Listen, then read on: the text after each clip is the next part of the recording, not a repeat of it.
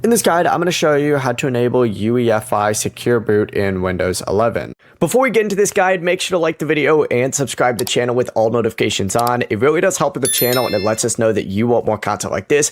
We'd greatly appreciate it. And if at any point throughout this guide you did have any questions, just ask them down in the comment section below and we could help you out further. I'm going to be doing my best to reply to every single comment down there. First things first, go ahead and right click on the Windows icon down here and you need to open up settings.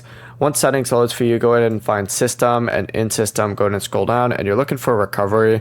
Open that up and then look for advanced startup right here and you need to hit restart now. Make sure you save any open work first because it is going to be restarting your PC. But once the PC restarts, you're going to see the recovery menu. Hit troubleshoot and choose advanced options on there.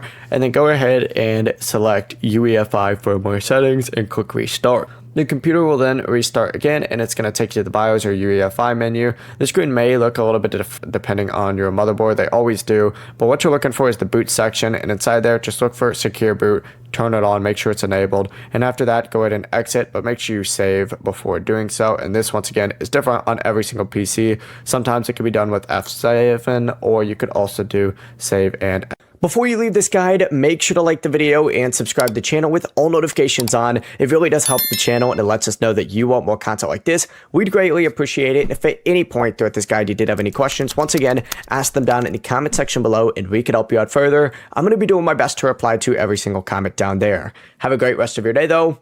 Peace.